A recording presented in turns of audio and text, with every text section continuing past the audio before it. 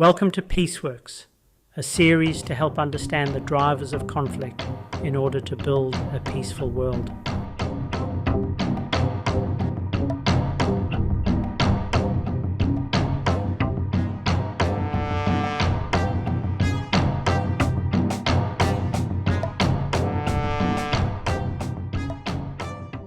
Sudan holds significant geopolitical importance due to its strategic location, natural resources, and complex historical context. Sudan's strategic location, natural wealth, and role as a regional mediator make it a key player in African and Middle Eastern geopolitics. At the crossroads of sub-Saharan Africa and the Arab world, Sudan acts as a critical bridge between Africa and the Middle East, enhancing its role in regional diplomacy and trade. Bordering 7 countries, including Egypt, Libya, Chad, and Ethiopia, Sudan's location along the Red Sea gives it direct access to vital maritime routes. The port city of Port Sudan plays a crucial role in international shipping, especially for oil exports and trade goods moving through the Suez Canal. Sudan's rich natural resources, particularly its fertile agricultural lands and mineral wealth, are also a major factor in its geopolitical standing. Once a significant oil exporter before South Sudan's secession in 2011, Sudan continues to harness its gold reserves and agricultural production, particularly cotton and gum arabic, to maintain regional influence. The Nile River flows through Sudan, making it central to water security in the region. The Grand Ethiopian Renaissance Dam, GERD, and its implications for Nile water rights have placed Sudan at the heart of regional negotiations between Ethiopia and Egypt. Geopolitically, Sudan has played a balancing act between global powers. It has been a focus of Chinese investment in Africa and a site of interest for Gulf states like Saudi Arabia and the UAE. Additionally, the country's complex internal politics and transitional period since the 2019 ouster of Omar al-Bashir continue to attract international attention. Sudan's development status paints a grim picture of a country mired in deep crisis. The nation's Human Development Index ranking is 176th out of 193 countries. Sudan also ranks among the world's most fragile states, according to the Fragile States Index, underscoring its severe vulnerability. These poor rankings are driven by multiple interlocking factors. Prolonged conflict and political turmoil have devastated Sudan's economy and institutions. The country has faced decades of civil war, from the Darfur conflict in the 2000s to the current civil war that erupted in 2023.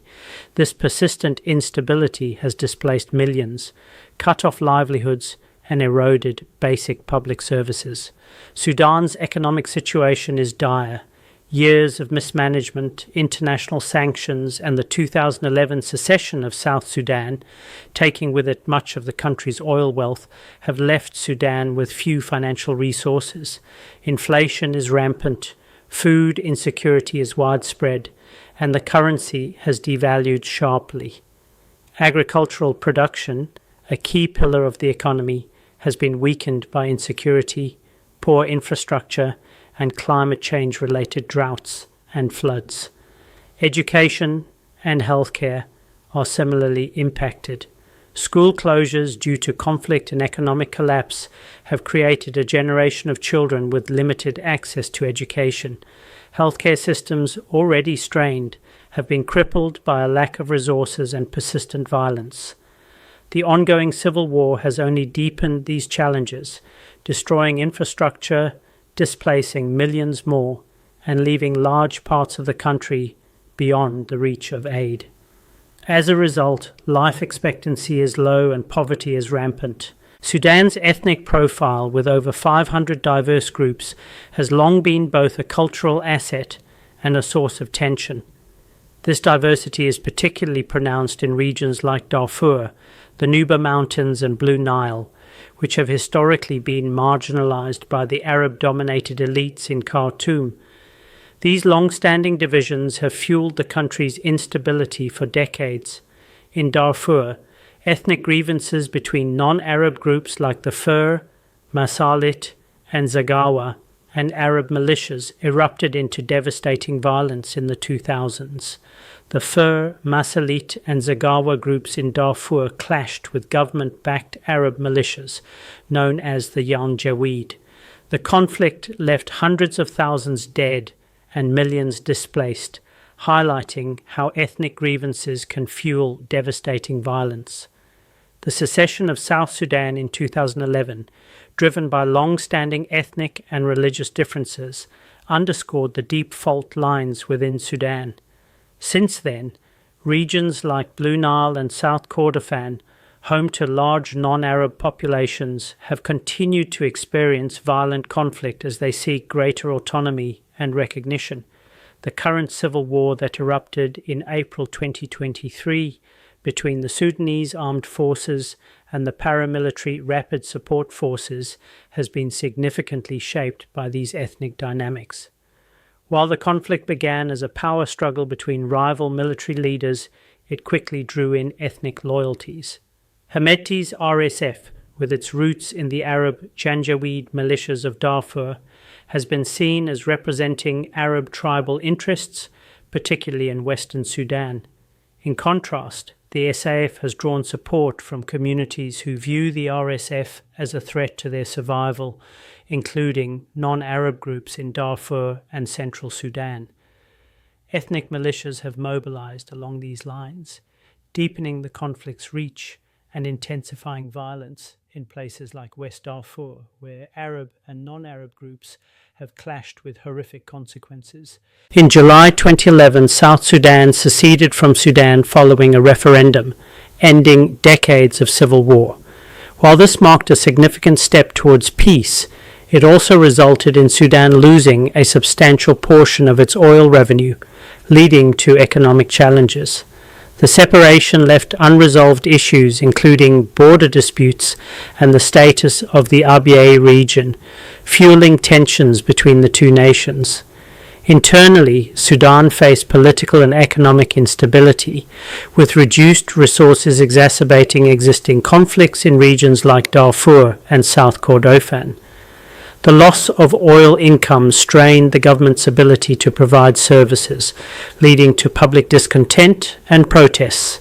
This event set the stage for subsequent uprisings and highlighted the need for comprehensive reforms to address the root causes of Sudan's internal conflicts. The independence of South Sudan, while a milestone, underscored the complexities of nation building and the importance of inclusive governance for lasting stability. In April 2019, Sudanese President Omar al-Bashir was overthrown after 30 years in power, following months of mass protests against his regime's authoritarianism and economic mismanagement. The military's removal of al-Bashir led to the establishment of a Transitional Military Council, TMC, which faced immediate pressure from civilian protesters demanding a transition to democratic governance. Negotiations between the TMC and the Forces of Freedom and Change, FFC, resulted in a power-sharing agreement, aiming to lead the country towards civilian rule. However, the transitional period was marred by tensions, including a violent crackdown on protesters in June 2019. While the ouster of al-Bashir ended a repressive era, it also exposed deep divisions within Sudan's political landscape. The fragile alliance between military and civilian leaders highlighted the challenges of transitioning from autocracy to democracy, emphasizing the need for sustained efforts to build inclusive institutions and address long-standing grievances. In October 2021, Sudan's military, led by General Abdel Fattah al-Burhan, staged a coup, dissolving the transitional government and arresting civilian leaders. This move disrupted the fragile power-sharing agreement established in 2019 and sparked widespread protests demanding a return to civilian rule. The coup exacerbated political instability and undermined international confidence in Sudan's democratic transition. It also deepened economic woes, with aid suspensions and inflation impacting the population. The military's actions highlighted the persistent influence of armed forces in Sudanese politics and the challenges of establishing civilian supremacy. The coup's aftermath saw increased polarization and a resurgence of authoritarian practices, threatening the progress made since al-Bashir's ouster.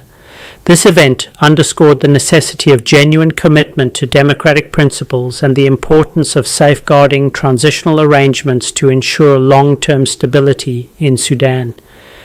In April 2023, tensions between Sudan's military factions escalated into full-scale civil war, primarily between the Sudanese Armed Forces, SAF, and the Rapid Support Forces, RSF. The conflict resulted in significant civilian casualties, mass displacement, and widespread destruction, particularly in urban centers like Khartoum and regions such as Darfur. The war disrupted essential services, leading to humanitarian crises, including food shortages and healthcare collapse. The power struggle between SF and RSF reflected deeper issues of governance, resource control, and ethnic divisions. International efforts to mediate peace face challenges due to the complex dynamics and competing interests. The civil war's outbreak emphasized the fragility of Sudan's political institutions and the urgent need for comprehensive reforms to address the root causes of conflict. Without a concerted effort towards inclusive dialogue and reconciliation, the prospects for lasting peace and stability in Sudan remain uncertain. By 2024, Sudan's civil war had precipitated one of the world's most severe humanitarian crises.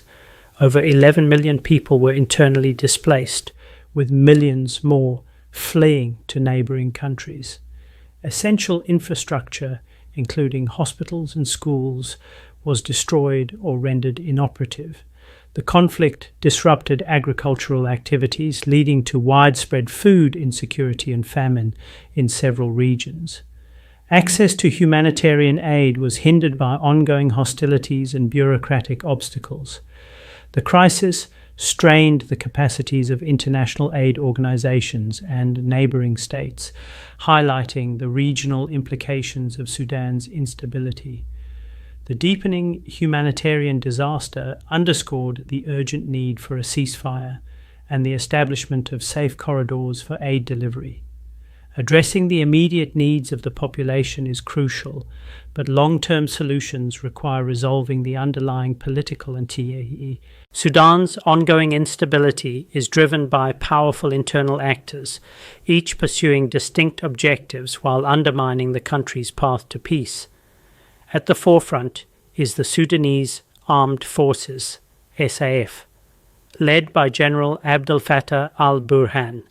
The SAF positions itself as the guardian of Sudan's sovereignty and national security, claiming to maintain stability in the face of chaos. However, its real interest lies in preserving its dominance over the political system and safeguarding its economic empire, which includes control over vast agricultural lands and industrial assets. By resisting civilian-led governance, the SAF ensures its privileged status remains unchallenged. Opposing the SAF is the Rapid Support Forces, RSF, a paramilitary group led by Mohammed Hamdan Dagalo, also known as Hemeti. The RSF originated from the Janjaweed militias used in the Darfur conflict, and today it controls lucrative gold mining operations and significant trade routes.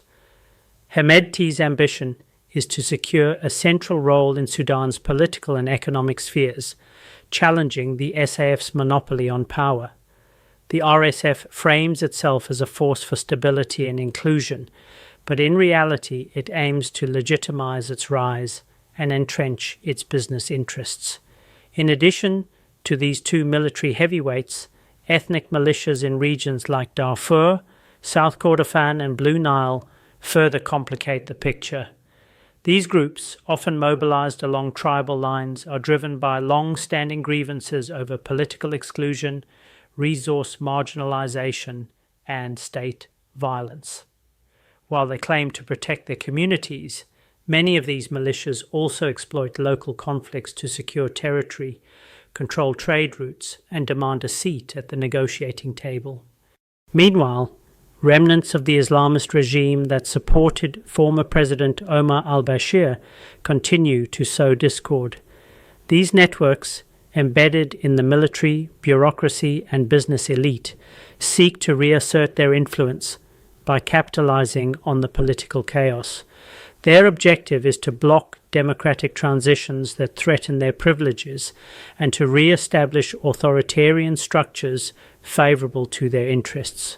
All these actors exploit Sudan's deep-rooted ethnic divisions, fragile state institutions, and economic collapse to further their agendas. They see instability not as a crisis to be resolved, but as an opportunity to consolidate power, secure economic gain, and protect their narrow interests. This self-serving competition for resources and dominance has turned Sudan into a battleground where no single actor prioritizes national peace. Sudan's instability is not only driven by internal factors, but is also profoundly shaped by the ambitions of external regional actors. These countries and their proxies view Sudan's strategic location and natural resources as key levers in their broader geopolitical objectives. Egypt is one of Sudan's most influential neighbours, driven by concerns over the Nile River and its vital waters. Egypt has long sought to maintain a government in Khartoum that will support its claims against Ethiopia's Grand Ethiopian Renaissance Dam, GERD. Cairo fears that instability in Sudan could weaken its ability to negotiate water-sharing agreements, jeopardizing its access to the Nile. Additionally, Egypt sees Sudan as a crucial buffer zone against regional threats and is therefore invested in propping up military leaders like General Abdel Fattah al-Burhan, who aligned with its security concerns. The United Arab Emirates, UAE, has emerged as a powerful player in Sudan, primarily motivated by economic and strategic interests. The UAE has strong ties with Mohammed Hamdan Dagalo, known as Hemedti, and the Rapid Support Forces, driven by access to Sudan's vast gold reserves and strategic ports. The UAE sees Sudan as a gateway to the Red Sea and the broader Horn of Africa, enhancing its influence in the region. By backing the RSF, Abu Dhabi also seeks to counterbalance Egyptian and Saudi influence in Sudan, cementing its role as a regional power broker. Saudi Arabia, like the UAE, views Sudan through the prism of Red Sea security and economic opportunity. Riyadh has invested heavily in Sudanese agriculture and infrastructure, hoping to secure food supplies and trade routes. While historically aligned with the SAF, Saudi Arabia's priority is stability to safeguard its investments and ensure the security of Red Sea shipping lanes vital to global energy markets. However, Riyadh's balancing act between competing factions in Sudan has often prolonged divisions rather than fostering unity. Chad and Libya, both neighbouring countries, are also implicated in Sudan's turmoil. Chad has been directly affected by the spillover of violence in Darfur, as ethnic groups straddle borders and militias find sanctuary in its vast hinterlands. Chad's leadership has supported armed groups in Sudan to secure its own borderlands and maintain influence in regional security arrangements. Meanwhile, in Libya, rival factions have supplied weapons and fighters to Sudanese militias, intensifying conflict dynamics. Ethiopia, though less overt in military support, is also a factor due to the ongoing GERD dispute. Ethiopia sees a weakened or divided Sudan as beneficial, reducing Khartoum's ability to coordinate with Egypt against Ethiopian water policies. Ethiopian influence in Sudan's eastern border regions further complicates efforts to create a united Sudanese state. All these regional actors share one common interest: preventing Sudan from emerging as a strong, independent state that could challenge their interests. By supporting rival factions and fueling local conflicts, they ensure that Sudan remains fragmented and dependent, thus more malleable to external pressures. For Sudan, this web of external meddling means that peace is not just a domestic affair. Any sustainable resolution to its crises must account for these regional power plays. Thanks for watching. Subscribe to the channel and hit the bell to hear of new content. We'd love to hear your comments.